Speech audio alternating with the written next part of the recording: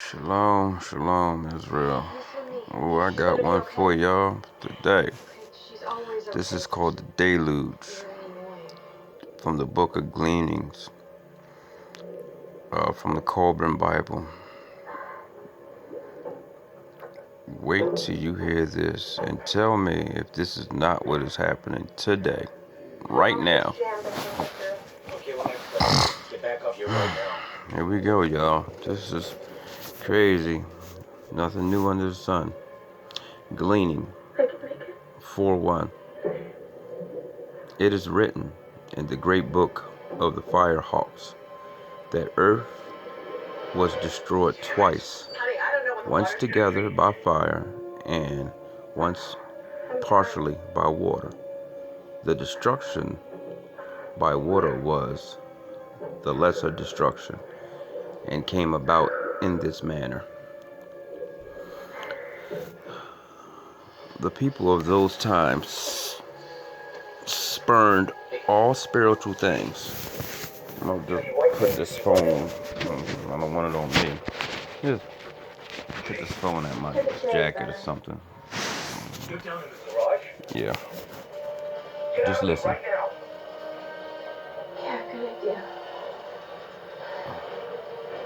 Judy, hurry up. Oh. The people of those times spurned all spiritual things, and men lived only for pleasure. Y'all hear this, right? Caring little for the good of mankind or the future of the people. Lewdness, and lies were upon the tongues of all men, and brother could not deal justly. And brother could not deal justly with brother. The princes, hold on, y'all. Let me pause this. This is really distracting me. The princes and governors were corrupt, and proper tribute was not paid. The statues were held up to scorn.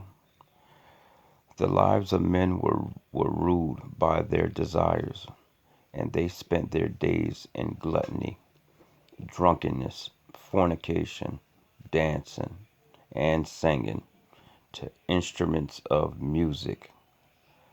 Ain't that what's happening today, y'all? Gleaning 4:3. The land was unattended, for men dissipated their strength in unproductive lusts and pleasures. Listen to this. Women lacked shame, for many would cast their glances after one man. Don't that sound familiar? Whoever had the money, they chase him. Men fought amongst themselves and even slew one another because of their lusts for worthless women. Huh, yeah. Don't we know that one? How many of us brothers died over a piece of junk female that was laying up with another man and another man and another man? Yeah, y'all hear it. While the chaste women were not sought, right?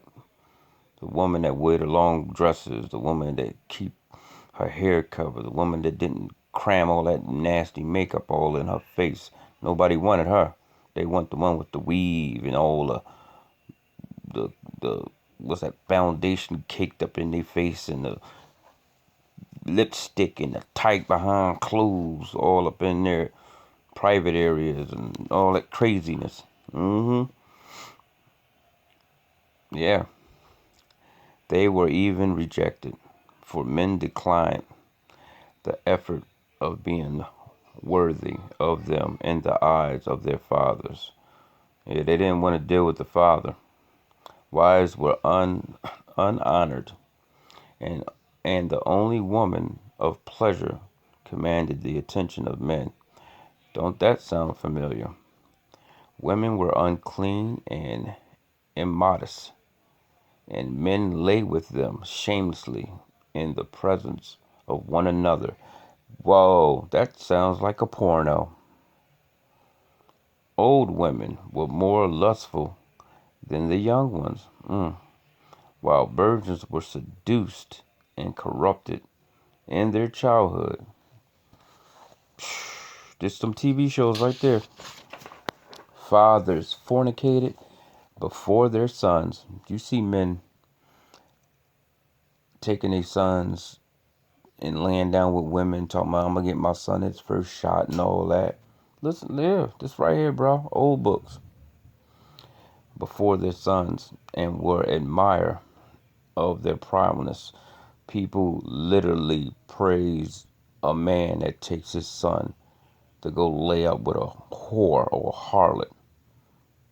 You having sex with a woman with your child. You and your son doing this. This is what's, yeah, y'all hear it. They made no distinction between their sons and other men, meaning they treated their sons like they were their friends, or between their wives and other women.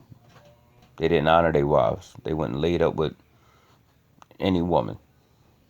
Deceit and violence were seen on every hand. Isn't that happening right now? Gleaning 4:4. The east and the north were high mountains, upon which dwelt a tribe called the sons of Nazarah. The men of the mountains were the men of the mountains who were hardly men and mighty hunters. Hardy men, I'm sorry, y'all. Skillful in the chase and valiant in battle. The men were upright, their wives were faithful, and their sons noble. In their hearts were no unworthy thoughts, no envy or hate or malice or deceitfulness. They did not smile before men's faces, uttering smooth words. Then, when he turned his back, reached out to stab him. In their wives and daughters there was no impure longing, nor either cursing nor lying was heard among them. The womenfolk respected their men and maintained decency and decorum. You hear this? This is the men of the mountain. Sound like the children of Israel, don't it? The Nazarites or something like that. Because it says Nizara, yeah. Yet they were men with their men's way, abhorring all forms of unmanliness and degeneracy. Therefore, the treasures in the cities of the plains and the wickedness of the people to whom these belonged did not go unnoticed by the sons of Nazarah.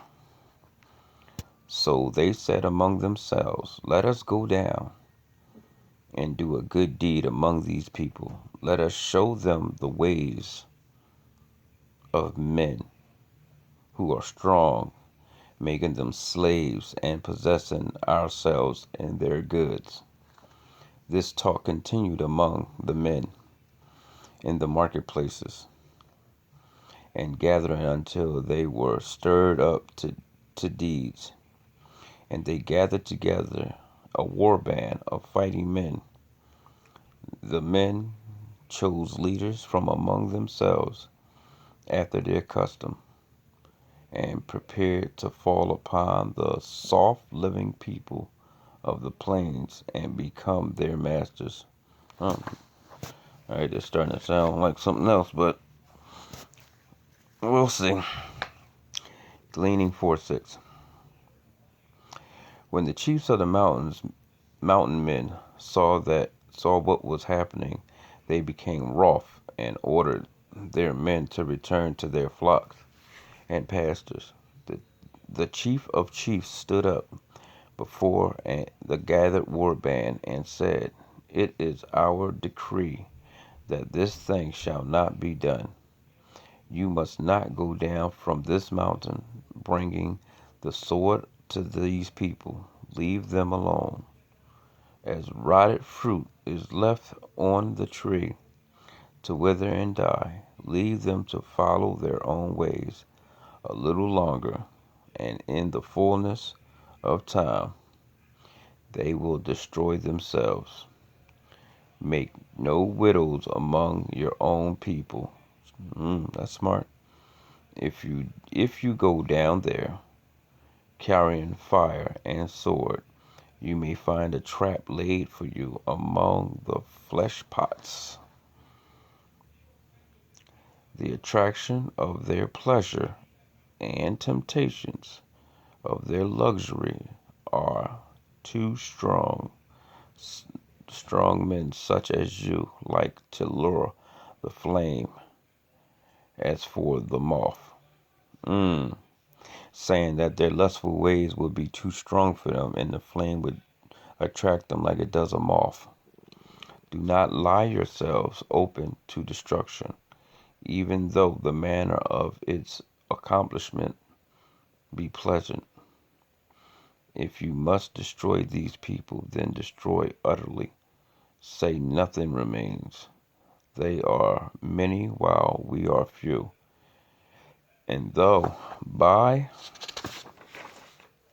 the keen, hard-hitting sword we may prevail in battle, yet might we not be lost under the deluge of soft feathers. Well, be wise enough to sup on milk and honey without being drowned in it. Gleaning 4:7. For a time of the fighting men heeded the words of their chiefs, for they were neither willful nor reckless. But there were some among them who went down to the plains in peace.